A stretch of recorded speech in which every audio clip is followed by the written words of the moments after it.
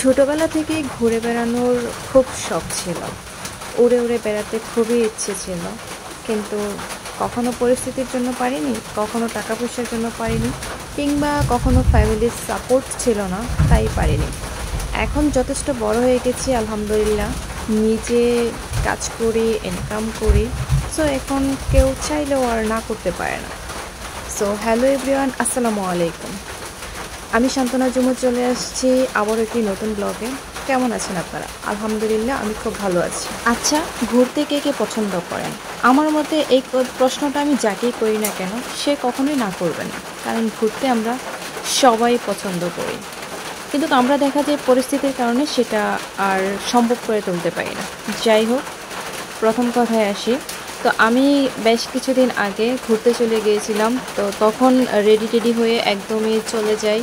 তো আমি এখন যে জায়গাটায় আছি সেটা হচ্ছে জাদুঘাটা নদী। তো এখানে কি নৌকার জন্য অপেক্ষা করতেছিলাম, তো ভাবলাম কিছুটা ভিডিও নিয়ে নিই। ভিডিওর মাঝখানে আরেকটু কথা বলে নিচ্ছি, যাদের চুল পড়ে যাচ্ছে, আমার মতো যাদের চুল পড়ে যাচ্ছে, একদমই নতুন চুল গজাচ্ছে না, তারা এই হেয়ার প্যাকটি ব্যবহার করতে পারেন। Hair care with Sahara. আমি অনেক খোঁজাখুঁজির পর এই পেজটি পেয়েছি। আলহামদুলিল্লাহ, এই প্যাকটা ব্যবহার করার পর আমার চুল একদমই পড়া কমে গেছে। তাদের পেজে শ্যাম্পু আমি এখনো ব্যবহার করিনি, তাই শ্যাম্পু নিয়ে কিছু বলতে পারলাম না। আপনারা যারা অর্ডার করতে চাচ্ছেন, অবশ্যই হেয়ার কেয়ার উইথ সাহারা পেজটা ভিজিট করে আসতে পারেন। তো ফাইনালি আমি চলে আসছি শিমুল বাগানে। আমার দেখা যদি সব থেকে সুন্দর কোনো জায়গা থেকে থাকে, সেটা হচ্ছে শিমুল বাগান, আমাদের সুনামগঞ্জের শিমুল বাগান। ঘুরতে এসে মনটা ভীষণ ভালো লাগতেছিল। এসে মনে হচ্ছিল যেন ছোট একদম বাচ্চা হয়ে গেছি।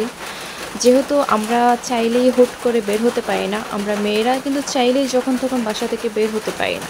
আর যখন বের হতে পারি, খোলা আকাশের নিচে ঘুরি মুক্ত পাখির মতন, অনেকটা মনে হয় যেন স্বাধীন একটা জীবন পেয়েছি। তখন নিজেকে বাচ্চা মনে হয়, একদম ছোট বাচ্চাদের মতন ঘুরে বেড়াতে ইচ্ছে করে, মানে যখন মন যা চাই তাই করতে ইচ্ছে করে। সত্যি কথা বলতে আমার নিজের দিকটা এরকমটাই হয়েছে। আমার এখানে এসে মনে হচ্ছিল আমি যেন পুরো পাখির মতন আকাশে যদি উড়ে বেড়াতে পারতাম, এরকমটা ফিল হচ্ছিল। তাই আমি পুরোটা বাগান একদম ঘুরে ঘুরে কাটিয়ে দিয়েছি। যেটা আমার ভিডিওতে আপনারা দেখলেই আমাকে বুঝতে পারবেন যে এখানে কোনো ব্লগ সিস্টেমের যে ভিডিওগুলো মানুষ করে, আমি কিন্তু সেরকমই কিছু করিনি।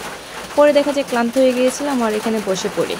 যাই হোক, আমার এই প্রত্যেকটা মানে জায়গা এখানে অনেক বড়। এই জায়গাটা প্রায় 100 একর জমির উপরে এই শিমুল বাগানটা করা হয়েছে। আমার মনে হয়েছে আমি এই পুরো বাগানটা একদম লাফিয়ে লাফিয়ে বেড়াইছি, সত্যি কথা বলতে। তো আমি পাশাপাশি এখান থেকে কিছু ফুল কুড়িয়ে নিচ্ছিলাম, আবার কিছু ফুল আমি এখান থেকে বাসায়ও নিয়ে আসছি। তো যাই হোক, এখানে এসে আমার সত্যি ভীষণ ভালো লেগেছে। আপনারা যারা যারা এখানে আসতে চাচ্ছেন, ঘুরতে চাচ্ছেন, এখানে এসে অবশ্যই ঘুরে যাবেন, দেখবেন খুব ভালো লাগবে। আর জায়গাটা ভীষণ সুন্দর। এখানে দেখলাম লাভ করে খুব সুন্দর একটা লাভ আঁকা হয়েছে ফুল দিয়ে। তো এখানে বসার জন্য টাকা লাগে, সেটা আমি জানতাম না। তো তাদেরকে আমি এখানে কিছু টাকাও দিয়েছিলাম পরে। বিশ্বাস করেন, জীবনে টাকা পয়সা আসবে যাবে, কিন্তু এই যে সময়গুলো, মুহূর্তগুলো যায় না, সেটা আর ফিরে পাবেন না। জীবনে যদি বাহিরে নিজেকে নিয়ে গিয়ে কিছুটা সময় নিজের মধ্যে একাভাবে কাটাতে চান, তাহলে অবশ্যই ঘুরতে যেতে হবে। তা নয়তো এটা কখনোই সম্ভব নয়, ঘরে বসে তো নয়।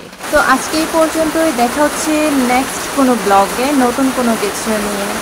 সবাই ভালো থাকবেন, আল্লাহ হাফেজ।